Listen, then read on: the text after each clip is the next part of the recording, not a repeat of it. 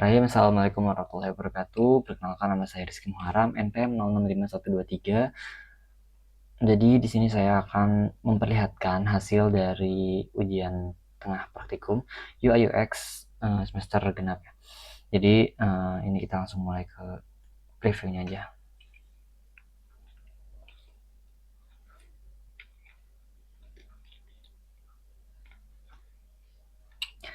Baik, jadi di sini saya membuat aplikasi Invent atau aplikasi yang dikhususkan untuk manajemen inventory. Di sini ada tampilan awalnya yang tadi Invent ya. Terus nanti bakal langsung masuk ke halaman login atau halaman masuk. Ini saya menggunakan bahasa Indonesia. Ketika kita masuk, kita akan langsung menuju ke halaman utama. Sini halaman utamanya ada kalender, terus juga di sini ada sortiran, dan juga di sini bisa nambah ya. Dari atas ini saya pakai iOS IP 17 maksudnya. Oke, di sini di awal ada sambutan, selamat datang Miki itu dia usernya, terus ada kutip 3 itu menandakan tingkatan dari akunnya. Terus juga di sini di bawahnya ada stok yang emang harus di restock. Ini nanti bisa dinamis, cuman karena ini di Figma jadinya ya udah cuma segini doang. Terus juga di sini ada kalender. Ini kalender nanti akan menunjukkan tanggal-tanggal berapa aja yang emang kita harus stok barang dan barang apa aja. Ini kalendernya bisa kita klik juga nantinya. Terus di bawah ini ada sortiran. Sortiran ini jadi ada beberapa, kan barang itu kan ada beberapa aja di sini, ada beberapa kategori. Nah, di sini ada mulai sayuran, ada kopi, juga ada ATK, alat dapur kan, misalkan kayak sayuran itu ada tomat, wortel, bayam, kangkung segala macam. Juga kayak ATK itu ada pensil, buku, pulpen segala macam. Nah, ini nanti jadi dibikin per kategori gini. Oke, selanjutnya ada di halaman kedua ini halaman pembelian. Nah, jadi di sini saya menggunakan template saja. Semuanya ini akan muncul pembelian. Jadi nanti misalkan kalau kita udah beli barang itu ya, nanti kita bisa mantau di sini dari toko mana, terus udah berapa hari yang mana. Habis itu bisa kita lacak, bisa kita hapus apabila sudah selesai, dan juga bisa kita tandai apabila itu adalah stok yang penting. Ini bisa di scroll juga. Ini ada tanda tulis ya, ini buat nambah pemesanan. Terus juga di sini ada mailbox. Nah, ini mailbox ini berhubungan dengan pesan, karena kan setiap kali ada pembelian dan pengiriman itu biasanya suka ada notifikasi dari toko maupun dari kitanya untuk pengajuan. Jadi di sini ada 3 jenis yang bisa langsung diakses. Ini ada masuk, keluar, dan juga riwayat. Di isi masuk ini ya pesan masuk dari semua mailnya. Terus juga keluar pesan yang kita kirim ke orang luar, ke supplier. Terus juga ini ada riwayat. Riwayat ini fungsinya buat cari tahu apa aja sih yang udah terjadi di dalam 1 bulan, atau mungkin apa aja yang udah dimasuk dan keluar gitu. Terus di sini kan ada ini ya, kalau buat bentuk pesannya ini ada beberapa macam. Yang pertama, pesan masuk yang belum dibaca, dia akan ada titik kuningnya di sebelah kanan, titik oranye, maaf. Terus juga kalau pesan yang keluar itu dia nanti bakal hijau seperti ini. Terus kalau yang pesan masuk dan sudah dibaca itu dia akan biru, tapi di namanya itu dia bakal abu-abu, sedikit abu-abu. Baik, ini juga nih ada tanda tulisan ya, dia buat bikin surat. Selanjutnya ada halaman akun. Di sini halaman akun saya menggunakan polosan saja. Jadi di sini ada foto dari si akunnya ya. Terus juga di sini ada username, terus di sini ada jabatannya, admin aplikasi. Ini ada kutip 3 seperti yang tadi dijelaskan di homepage-nya. Jadi kutip 3 itu buat tingkatannya. Jadi ini udah tingkat 3 yang mana ceritanya dia ini udah paling tingginya lah di admin aplikasi. Terus di sini bisa di scroll juga ke bawah. Kita bisa melihat beberapa pengaturannya. Di bawah ini ada pusat bantuan dan juga versi aplikasi. Oke, ini lanjut kita ke home, tadi kan ada sayuran ya. Ini karena fungsinya itu manajemen inventaris, jadi saya membuat dulu fungsi utamanya. Di sortiran ini kan ada yang warnanya merah ya, merah, hijau, dan juga kuning. Nah, ini itu pengkondisian dari setiap kelompoknya. Jadi misalkan kayak sayuran ini merah, berarti ini ada gawat gitu ya. Gawat yang memang harus dibeli, terus kopi masih hijau, masih aman, dan yang snack itu kuning, masih hati-hati.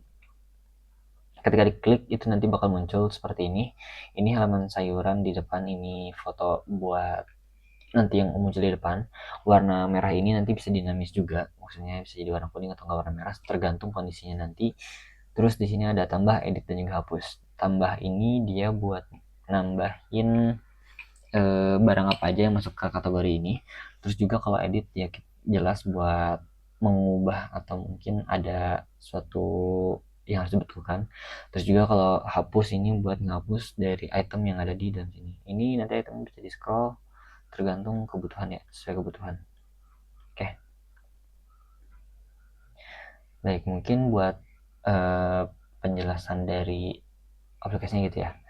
Terus di sini saya membuatnya menggunakan Figma. Jadi di sini ada beberapa hal yang baru dipelajari dan memang harus dijelaskan ya. Di sini saya menggunakan margin ya. Di sini ada beberapa margin. Mungkin teman-teman bakal lihat di sini ada merah-merahnya. Ini namanya margin. Marginnya itu kita bisa gunakan.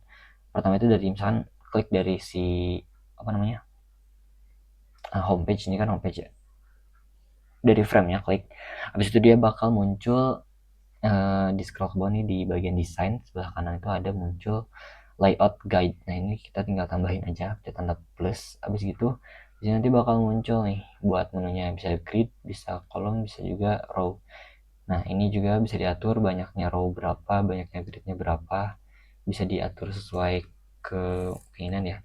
Terus juga ini warnanya, kan tadi ini warnanya merah karena emang defaultnya warna merah, bisa juga diganti warna putih atau enggak warna hitam atau enggak mungkin warna apa. Dan juga ini buat saturasi dari si setiap gridnya itu. Buat stretch ini kenapa saya menggunakan yang di sini kan dia ada 3 ya. Ini ada yang buat rows ini buat yang ke pinggir. Nah, yang ke pinggir itu dia ada di bottom ini, yang ya bottom ini buat yang di bawah, yang ada di bawah sini, yang ada di navbar. Terus juga height itu buat ketebalannya. Kalau offset itu jadi dia seberapa jauh dari paling bawahnya. Terus kalau ya gitu ya lanjut. Ini kalau getter ini dia default. Terus selanjutnya ini ada rows juga sama kayak tadi ya. Terus yang ini ada kolom itu yang buat garis ke atas. Ini saya menggunakan center karena saya mau membuat itemnya itu nggak keluar batas dari tengah-tengahnya itu. Jadi di sini saya buatnya center. Mungkin bisa dilihat sama teman-teman sendiri ya. Oke. Oke, terus di sini juga ada hal barunya, yaitu tentang prototype. Untuk mengakses menu prototype kan tadi seperti di ini ya, aplikasinya itu bisa di scroll, bisa di apa itu. Nah, ini saya menggunakan prototype yang ada di pojok sebelah kanan atas ya. Di sini ada prototype. Nah, di sini ada beberapa kabel ya tuh. Nah, kalau teman-teman lihat di sini ada banyak kabel. Ini adalah tempat dimana kita mengatur interaksi dari aksi yang user gunakan.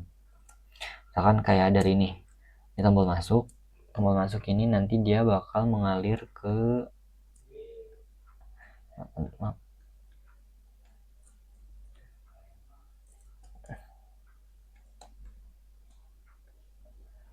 nah nanti dia akan mengalir ke ini, ke loading page. Nanti setelah loading page dia bakal masuk ke home page. Nah, di sini kita bisa mengatur bagaimana nanti interaksinya, bagaimana nanti alurnya. Ini ada trigger, ada action, ada destination, ada animasi. Di sini trigger itu fungsinya ketika kita ingin melakukan interaksi apa terhadap objek ini. Ini kan saya triggernya on tap. Jadi ketika saya pencet si trigger ini bakal melempar kita nih sebagai user ke ini actionnya ya, menavigate itu melempar kita ke halaman selanjutnya yang ada di sini, ini loading page, karena kan dia nyambungnya ke loading page ya. Terus juga di sini ada penjelasannya, destination loading page. Terus animasinya instan, jadi dia nggak pakai animasi, dia langsung pindah pet gitu. Oke, selanjutnya dari si ini apa, di loading page dia kan ada after delay ini ya. Nah, after delay ini itu dia interaksinya nggak, jadi kita user tuh nggak usah nunggu ada aksi dulu, dia bakal otomatis pindah ketika delaynya itu delaynya 1000 ms. Ini bisa diatur sesuai keinginan teman-teman ya, sesuai preferensi. Terus nanti setelah delay itu dia bakal pindah kemana aksinya, dia bakal pindah ke homepage. Ini di sini bisa dipilih aja. Terus juga di sini ada animasinya, ini di solve, nanti teman-teman bisa lihat aja di bawah ya. Terus juga ada easing ini buat transisinya, jadi transisinya tuh kayak gimana, kan kalau yang tadi instan langsung pindah, kalau ini is out, jadi nanti ketika ada animasinya ini bakal muncul di bawah, nah kayak gitu. Oke, terus selanjutnya terkait ini yang bisa di scroll ya tadi. Ini pertama-tama kita bikin objeknya dulu, apa aja yang mau di scroll gitu ya. Setelah itu kita klik kanan, habis gitu kita ke frame selection. Nah, habis di frame selection kita atur si ukuran frame-nya. Nih, di sini kan ada kotak aslinya nih, kotak frame-nya ya ini cuman sedikit ini nih. Sedangkan kotak aslinya itu dia sampai bawah. Nah, seperti ini. Jadi fungsi dari frame selection ini dia buat membatasi pergerakan dari si objeknya gitu. Jadi objeknya bakal nge-scroll sesuai dari frame-nya itu. Jadi ini ada frame-nya segini diukur, habis gitu di sini ada tulisan nih, kan tadi di desainnya pindah ke prototype, di situ ada positionnya ubah ke menu scroll with parent. Terus overflow-nya karena kita maunya ke atas ke bawah ya, jadinya vertikal. Terus langsung aja di run, nanti bakal muncul seperti yang tadi di penampilan aplikasinya ya. Oke, untuk semuanya juga sama kayak begitu. Buat teknik-teknik dasarnya nih, ini juga ada begini. Di sini juga saya menambahkan kan nggak semua item itu objek itu pengen kita scroll ya, kayak misalkan navbar yang di bawah ini, terus juga sama yang di atas ini.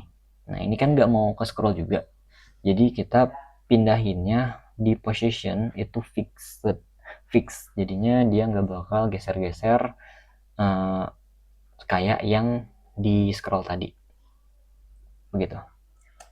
Mungkin sekian penjelasan dari saya. Assalamualaikum warahmatullahi wabarakatuh.